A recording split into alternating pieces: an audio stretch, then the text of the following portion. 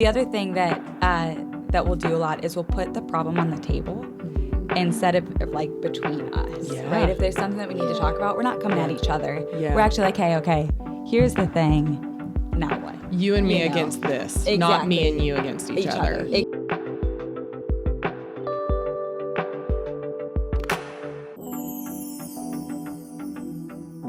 Hey guys, welcome to our podcast. I'm Jessika Tate. I'm super excited here to be with Reese and with Riely, dear special people in my life. We're going to be talking today about communication and expectations in dating. So first question, how important is communication in dating? Go. So important. No, I mean the most important. Yeah. I mean, if you don't communicate, then you're not known. I think if you don't communicate, you're not in a relationship. Yeah. You know? Yeah. So important. Yeah. I think communication is literally the foundation of the rest of your relationship. Yeah. It's where you build trust. It's where you get to know someone and know somebody deeply. Yeah. It's where you build safety, which is like a foundational thing, even into marriage. So I think it's literally like the most important thing is how well you communicate. Yeah. Should we define like communication really quick? I would love for you to define communication. Great, yeah, of course. It's me who's going to define it, of course.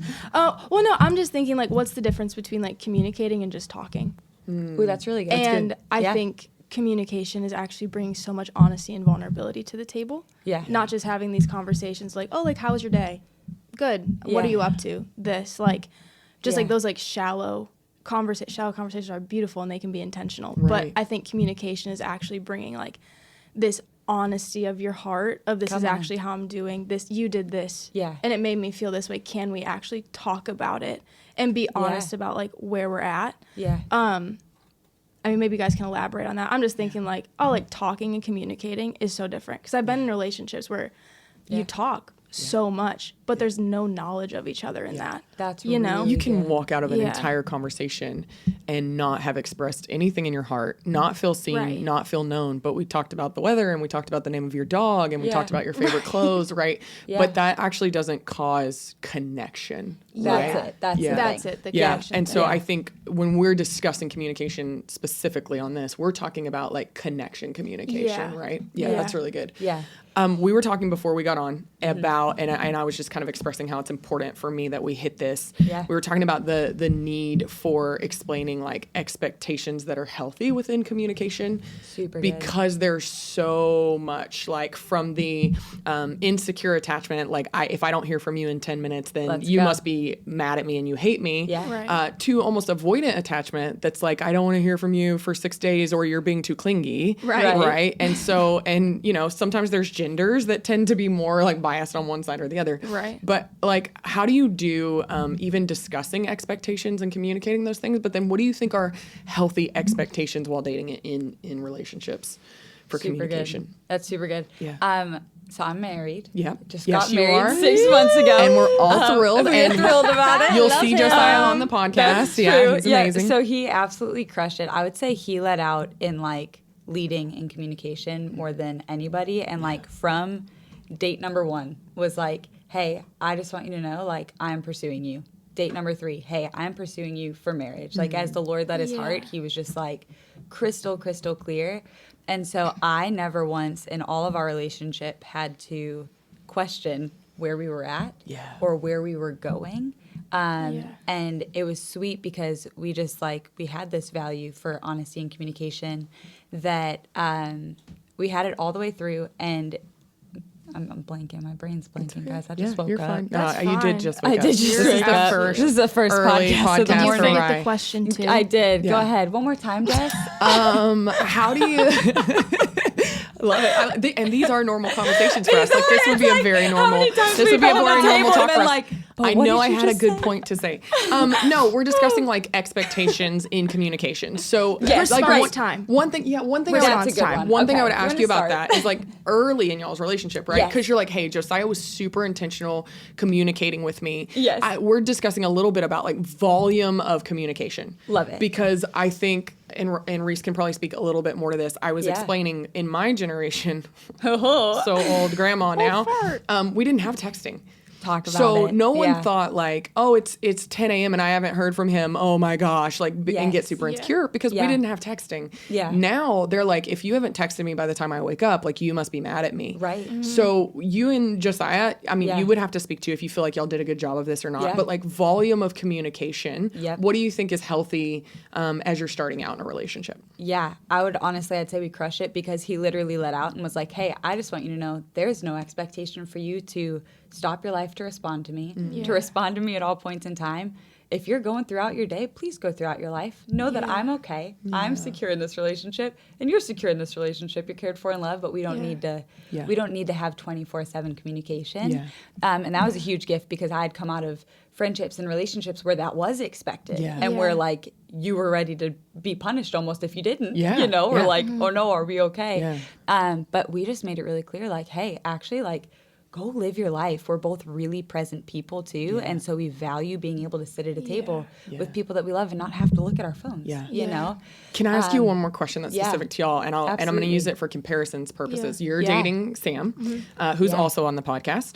And you guys are in a situation when y'all started dating, you were seeing each other almost every day. I mean, 5-6 days a week because you're doing school together, right? So it's like every single day. Y'all were living two very different lives at the time, two separate communities. How much did you like expect him to contact or not contact? Yeah, we talked. I mean, we did talk every day. Great. Especially because we were dating. Right.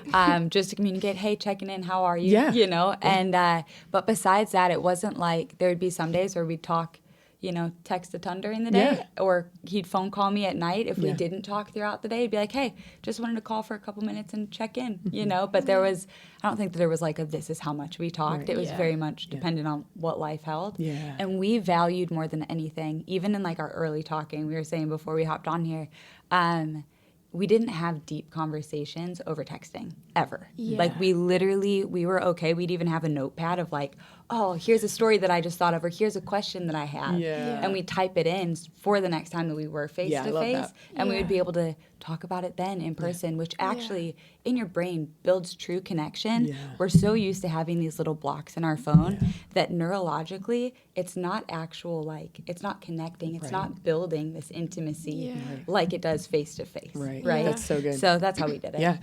You and Sam are seeing each other every day, like for the most part. I know that, I was gonna say for the most part, 6-7 days a week. What does that look like when you? I know we've talked some, and you don't have to divulge everything you don't want to divulge here because it's public. But like you guys were in a small group together, not intentionally. Like that's what you were assigned to, right? And then you started small dating, group and then even the smaller group. Like and we so were together. You have this like small group where it's like what you're supposed to be doing is really like opening your heart, and then you're also dating. So like what does it look like doing communication when it's like, okay, we have this group that we're going to be communicating in front of and connecting with people versus we're like dating and communicating too. How did you guys kind of work through having really good communication for you privately, trying to see if you want to get married, right? Yeah. Well, so even before Sam and I started dating, and it was just like, we obviously knew it was going to get to that point. It was just like, oh, like we get to know each other, you know, and like feel this out and like, you know, whatever. The Lord was super clear, and literally every single day, it was like, okay, Lord, like this is on the altar again. What's okay for today? Like what steps are we allowed to take forward? Are we good where we're at? Do we have to step back? You know, and like for the longest time, not the longest time, LOL, but for a decent amount of time, probably like a month and a half. The Lord was just like so kind and clear of like, oh, like you guys actually aren't going to text. We weren't dating yet, but it was you aren't going to text. Like just get to know each other when you're face to face. And it's like only when you're face to face will you have conversations, you know. And it was so good. And then we eventually got to the point where the Lord was like, oh yeah, like you guys can actually like establish a relationship where it's not just face to face connection, but like text each other, whatever. But communication when you are in a ministry school where you're just open on the table all the time and everything's vulnerable, and like conversations that you probably shouldn't have when you're first dating somebody, but when you're in ministry school, in a small group, in an even smaller group, talking about where your heart's at and what the Lord's doing and these processes you're going through, it's kind of inevitable that those things are going to happen. And honestly, just asking the Lord through and through every single day, what are we allowed to talk about and what are we not? And with like small group, for example, or school in general, it's like, oh, like what encounters am I allowed to tell Sam about? And what are the secrets of my heart for right now? Yeah. You know, and like what conversations do we have with our group of people, whether in school or just like our friends in general, like even with you guys, like around a table having conversations about certain life things. It's like what conversations stay at the table and what conversations can come into the car ride that we have, like back with each other, you know? So, I mean, honestly, just asking the Lord and being kind of smart of like, like maybe we're a month into dating, we don't have to talk about a wedding day that you and Josiah are talking about because you just got married, you know? It's like, oh, like we got to talk about that, but we don't have to talk about that one-on-one, you know? That's like, so good. So I think to hop in on that, like the things that you were just saying, like there are plenty of podcasts and things like this out there of like how to date and how to talk and da-da-da-da. Like the foundational thing is listening to the Lord's voice, like is knowing his voice and is seeking his heart for each other. Like that's the way that Josiah pursued me, and I've seen Sam doing the same. Like Sam is seeking the Lord for your heart, and it's like there's no formula to like there are simple steps of like, wow, this is okay to talk about here, and maybe don't talk about this here, but then there are also like just like Josiah had conversations and stories that he was feeling peace to share and communicate, and things that I was like, oh, I feel like I'm supposed to treasure this up, even though it would be really sweet to reciprocate right now because I have something too that's so similar. But it's like, oh, there's this part of me where I'm supposed to treasure it up, you know? And so it was just sweet to see the Lord leading all of the conversations. Like I would talk to the Lord about things one night, and the next day Josiah would come to me with exactly what I was talking to the Lord about. Right. And that shook me because it was like 50 times that happened in the first 3 months of dating. I'm like, oh, bless it.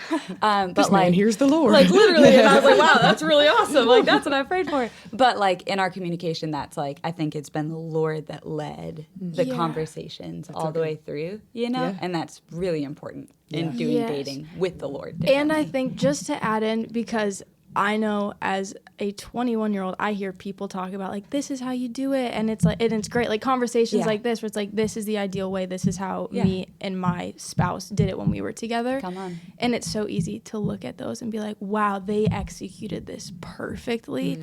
Obviously, I'm so like newer into this relationship. I'm not saying like this, it's totally fine if you like step past a boundary in a conversation, but like it is okay. Like like how it's do you okay. handle it when you do? That's a good one. I think both, honestly, when we have like talked about things where it's like, oh, we shouldn't have talked about that, we look at each other and say, oh, we probably shouldn't have talked about that. That's all right. Anyway, I know.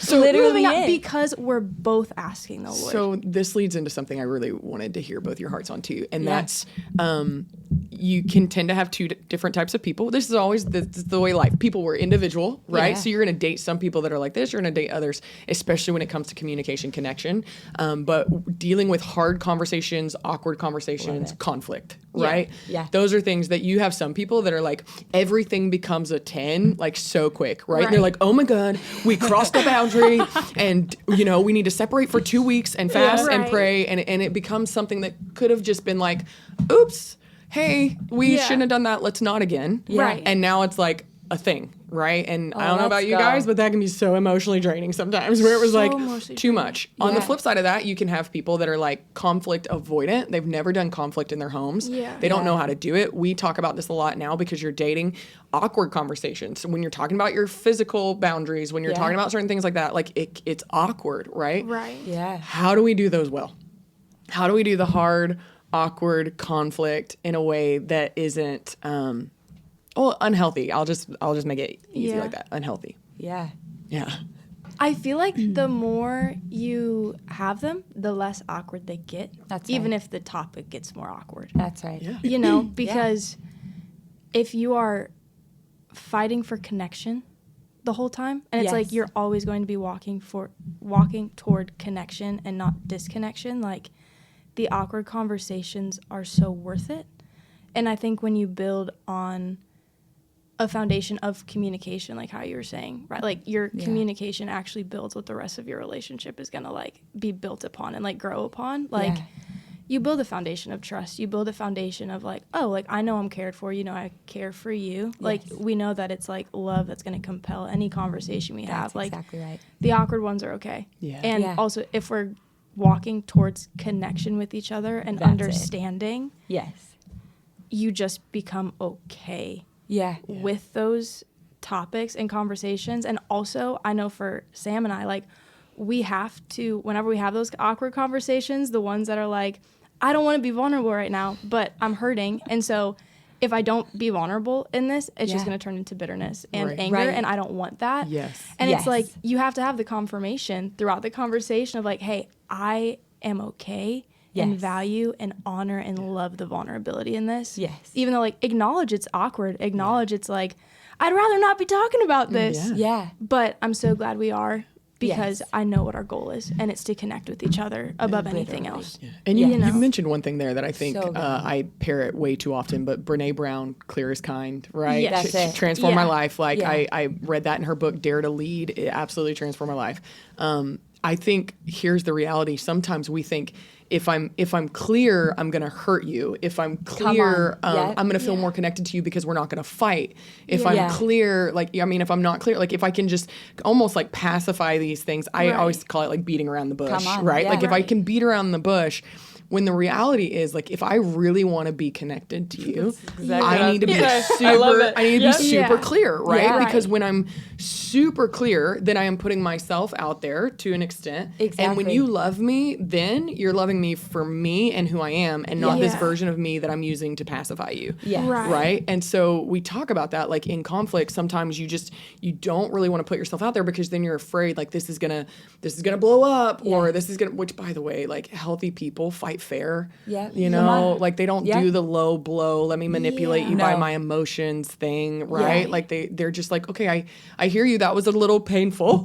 Can we talk through that, you know? And so I think hitting on that reality of, like, clear is kind, and actually fully bringing yourself to the table is that's a big part of conflict, right? That's absolutely, I was literally going to say pretty much the exact same thing. It's just like, okay, the reality is, a lot of times we're afraid to have rough, awkward, whatever conversations because we're afraid of hurting the other person, especially if we're like, man, I care so much about you. But the reality is, withholding that is withholding true connection. Like, and then what happens is you become even more disconnected because now there's something hidden, and there's actually a part where you're both neglecting yourself and your care for the other person, and so it, like, leads to disconnection, which, if I look at Josiah and I, disconnection hurts way more than telling the truth. Like, the thing that will cripple us the most is when we're like, why do we feel disconnected right now? You know, and then we'll even have those conversations, which, like, talk about awkward, try to backtrack where, where did that happen? And it's usually some silly little, I decided to not actually acknowledge what was going on in me in this moment, and it led to disconnection, you know? So I love, clarity is my favorite thing in the entire world. Just be honest. And the honesty, like, a really fun little random fact about communication is the Latin word. I'm going to butcher how it's actually said. I do. I have the weird little facts inside my brain that swim around. They're good ones. It's actually, no, I'm not going to say it right, but it's spelled communicare. Wow. The Latin word. And I'm like, gosh, isn't that beautiful? Like, how cared for do we feel when we're actually communicated to? Right? So that's a fun little. I think we have this false idea. I can say I'm a blunt person usually. Like, I can be pretty direct. Really? And no, not at all. No. But that's one, I didn't used to be that way. Like, I was so passive. I never wanted to upset anybody. I didn't want conflict. And then I started learning, like, actually, I'm hurting people by not being honest. I'm hurting people. I'm not helping people become the best versions of themselves by not being truthful with them. I'm not feeling known and loved because I'm constantly just trying to pacify everybody, right? So I want to say this to people who are like me, who now would say, like, okay, I'm a little blunt, I'm a little direct.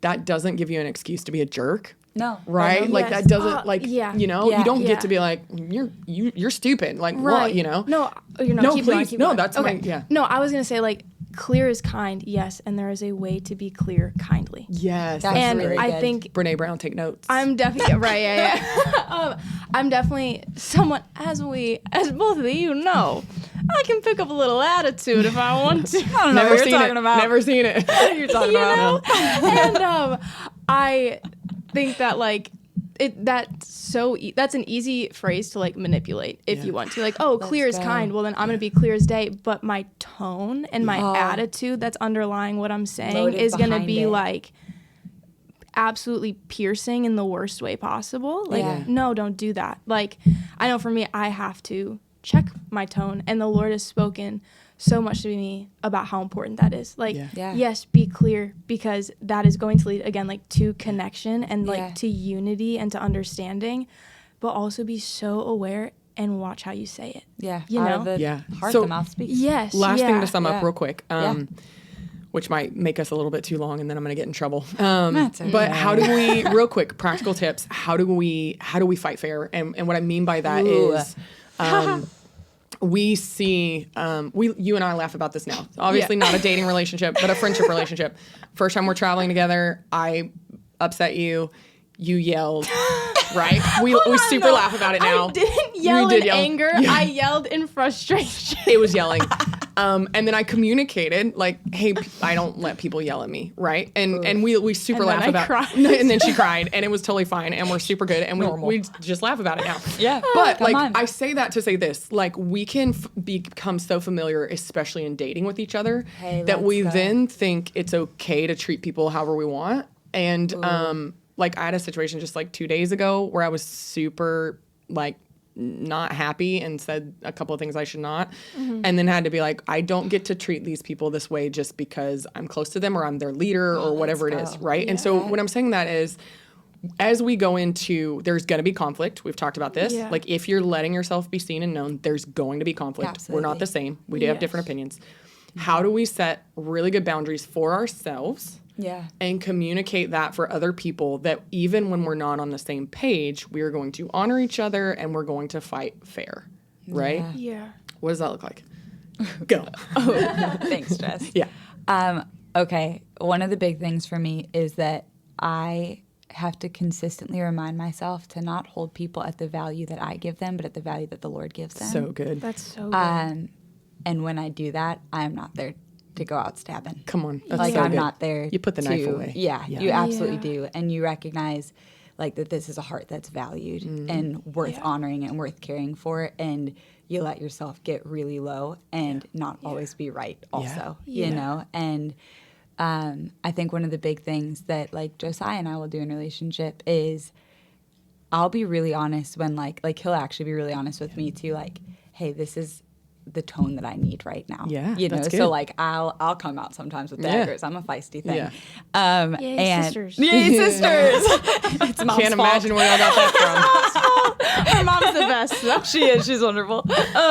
No, but I'll come out with daggers, and I have one example in my head that I keep going back to, and he just immediately was like, hey, actually, like, I need you to be really soft with me right now. And it immediately, like, made me that. Okay, you know, buddy. I was like, I am so sorry. Like, I was coming in like this without ready even for a fight, realizing. Man. Without even realizing, okay. The other thing that we'll do a lot is we'll put the problem on the table instead of like between us. Right? If there's something that we need to talk about, we're not coming at each other. We're actually like, hey, okay, here's the thing. Now what? You and me against this, not me and you against each other. Exactly. Super good. Yeah. Super good. It was probably like a couple weeks ago, Sam and I had like the smallest inconvenience, and it was like a fake argument type of thing. Yeah. But, you know, I'm going out here with like attitude and sass, right? And he goes, do you want to be right or do you want to meet me in the middle? I said, I wanted to be right. Okay, jokey then, you know? And it was like such like a joke of an argument, but it's like so real. It's like you are going against the problem, not each other. And I never necessarily need to have the goal of going towards agreement, but going towards understanding. That's it. And that's it. It's okay to not fully agree with somebody. Yeah. And like to be okay to lose, to be okay to be wrong, you know, like that's all right. And knowing that, like, coming from a stance in any sort of like confrontation, like, I have value, you have value. That's that. Like, no one's lower, no one's higher. There's an issue, we can go after it. Absolutely. And even if we don't agree, that's okay. Like, I just want to understand your heart because I care for you. You know? Can I chuck one more thing in there? And I know they're gonna yell at me, but it's fine. Okay, our camera crew's brutal. Knowing also, like, the problems don't always need to be solved in the moment. Yeah. Oh, yeah. Golly, if you need to step back, if you like, Josiah is like a take a walker. Yeah. Go take a walk. Yeah. Like, I would much rather you take a walk, take a talk breath. with the Lord, let me take a breath, Yeah. talk with the Lord. Yeah. Like, So good. get out of the emotional height and like, then come back together. Yeah. Just be okay not needing to solve everything right there. And in be that moment. okay with people processing the way they need to process. That's a word. Super good. You know? Yeah. Anyway. If you're a guy or girl and you're watching this and you are dating, thinking about dating, getting ready to get married, engaged, all that kind of stuff, like one piece of advice for you is do not measure their communication skills on how you are when you're both on the same page. Ooh. Like watch how they respond, how they react, and how they communicate to you when you've said something they don't like, when you're not in agreement, when conflict comes, because if they start throwing low blows, criticizing you, attacking your character, losing their temper, like a marriage is not going to work, right? So that's like a minimum for me. Like if you start attacking me because we disagree, I'm out. You raise your voice, and no man has yet attempted to raise his fist. But nor will they ever. But I'm telling you, if you're watching this, I don't care if it's the girl or the guy. Like if you don't fight fair, get out of that relationship. Just get out. So we love you guys so much. Sorry to go so deep right at the end. Thanks so much for joining our podcast. You can like, subscribe, share, comment. I don't know all the things. And we'll see you back next week. Love you guys. That's right.